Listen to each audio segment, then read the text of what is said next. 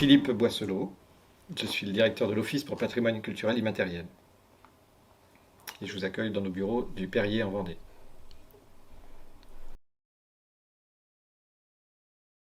L'OPCI est une association en 1901 qui a été fondée en 2005 et nous sommes issus d'un mouvement qui a 50 ans d'histoire qui s'appelle Art Expo en Vendée, qui a commencé les collectes ethnographiques dans le début des années 70 dans le Marais breton vendéen. Voilà, depuis cette section ethno d'Art Expo s'est constituée en association en 2005. Aujourd'hui, nous avons une activité dans toute la région des Pays de la Loire. Nous sommes, parmi nos membres, on compte des associations, des collectivités, des individus, experts ou chercheurs du patrimoine immatériel, de l'ethnologie, de l'anthropologie. Alors, mon métier en tant que directeur, c'est de gérer les grandes fonctions du management, on va dire, de l'association. Les grandes fonctions sont celles évidemment de la relation à nos partenaires et la mise en œuvre des projets. La fonction d'animation de l'équipe des salariés, puisque nous sommes une équipe de 7 personnes. Nous sommes 6 physiquement présents ici au Perrier, et puis Marjorie Ruggieri, ma collègue anthropologue, tient notre bureau à Laval. Nous avons également un bureau à Douarnenez qui est tenu par un des fondateurs de l'OPCI, qui est maintenant retraité, qui s'appelle Michel Colleux, spécialiste du patrimoine oral maritime. Voilà, donc animer l'équipe, évidemment la gestion budgétaire et financière, la gestion administrative, la communication. Et tout cela évidemment pas tout seul, puisque mon travail c'est d'animer ces grandes fonctions, leur gestion et puis l'équipe, et de m'appuyer sur mes collègues qui ont chacun plusieurs attributions. En fait, on est tous polyvalents dans l'équipe, vous allez le découvrir tout à l'heure.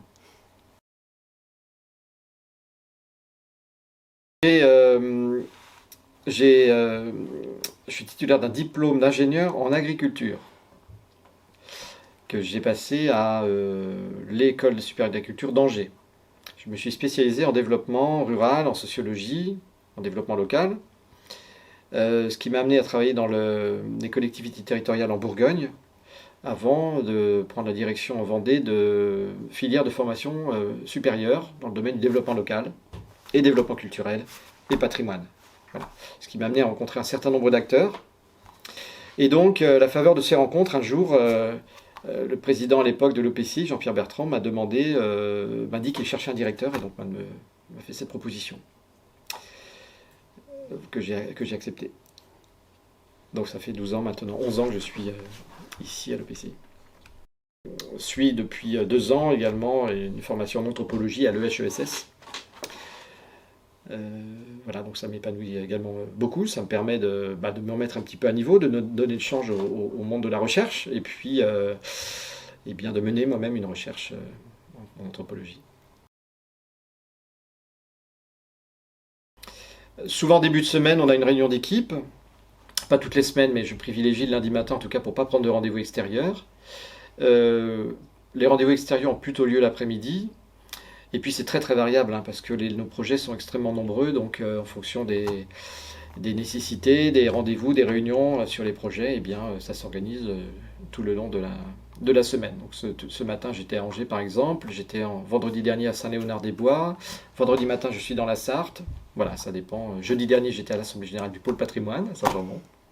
Voilà, c'est assez variable. Contrairement à certains de mes collègues qui sont plus sédentaires, ils vous l'expliqueront aussi.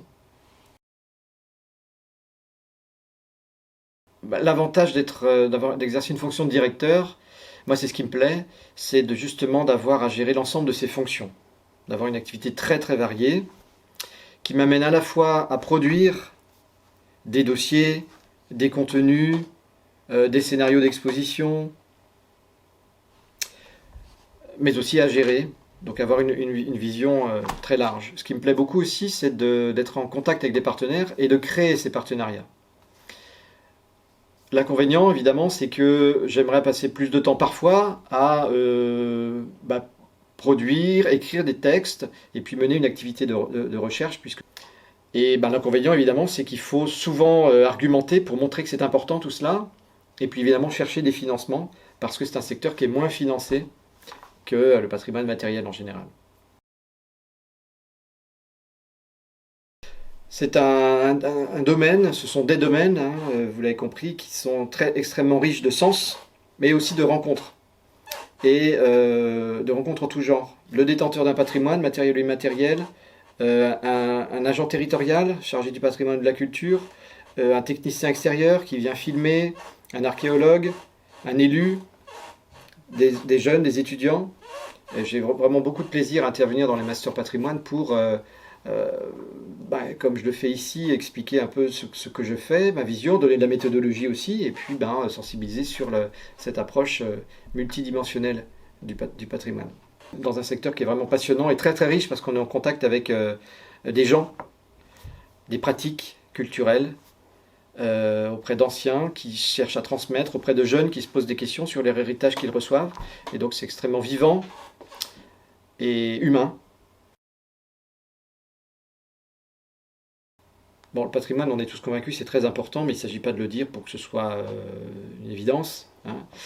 Il faut justifier pourquoi on fait ces choix de conserver les traces du passé et pourquoi on ne verse pas complètement dans la modernité. Le patrimoine, ce n'est pas simplement un décor dans les villes, dans les paysages. Il existe aussi un patrimoine un peu moins visible, mais quand même extrêmement présent dans notre quotidien à tous, qui est le patrimoine immatériel. Je pense à la cuisine, je pense à la musique, au répertoire traditionnel notamment, mais pas seulement. Je pense aux connaissances liées à la nature. C'est aussi le savoir du jardinier qui travaille avec la lune, etc. Ce sont des connaissances qui semblent tellement dérisoires que peu dignes d'intérêt, mais qui nécessitent d'être patrimonialisées aussi pour pouvoir être transmises.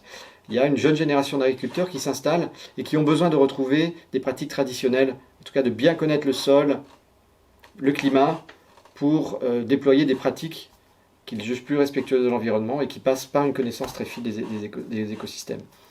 Le patrimoine immatériel est un secteur vraiment formidable, qui souffre encore, même si on fête cette année les 20 ans de la Convention de l'UNESCO. La Convention de l'UNESCO nous a vraiment beaucoup aidés. Elle a anobli les choses qu'on appelait folklore dans le passé, ou culture populaire. Donc aujourd'hui, on a un vrai dispositif de reconnaissance et des méthodologies des sciences sociales pour mettre en œuvre ces démarches d'inventaire de façon scientifique. Mais on constate sur le terrain que souvent la priorité va à la restauration du patrimoine matériel. Cela dit, notre travail, c'est de montrer, évidemment, il faut restaurer le patrimoine matériel, mais donner du sens à cette restauration. Donner du sens, c'est lui donner une immatérialité, restituer l'immatérialité d'un lieu ou d'un objet, et ça passe par, outre la documentation historique qui peut exister, bien sûr, ça passe par la collecte de la mémoire orale associée à ces lieux ou ces objets, mais aussi l'interrogation des représentations contemporaines. La question est de savoir, pour les jeunes ou pour les habitants, quel est le sens que tel bâtiment a pour eux dans leur vie, dans leur quotidien, etc. On ne fait pas du patrimoine simplement pour faire plaisir aux touristes, ni pour avoir un joli cadre de vie. On le fait pour transmettre aux jeunes générations quelque chose qui vient du passé, mais aussi nous interroger sur notre présent, sur la modernité bien sûr, et sur les choix qu'on doit faire. Et ça, c'est l'immatérialité patrimoniale. Je vous ai parlé tout à l'heure du PCI au sens de la Convention de l'UNESCO, des pratiques vraiment contemporaines issues de la tradition. Et bien, le patrimoine immatériel, c'est les deux, l'immatérialité et le PCI au sens d'UNESCO. Alors écoutez, moi je suis partenaire de Jeunes pour du patrimoine. Ici, l'équipe, on accueillera volontiers des questions par mail, par téléphone, ou on peut recevoir aussi des jeunes sur rendez-vous, bien sûr, mais ils peuvent frapper à la porte pour prendre leur rendez-vous, pas de souci.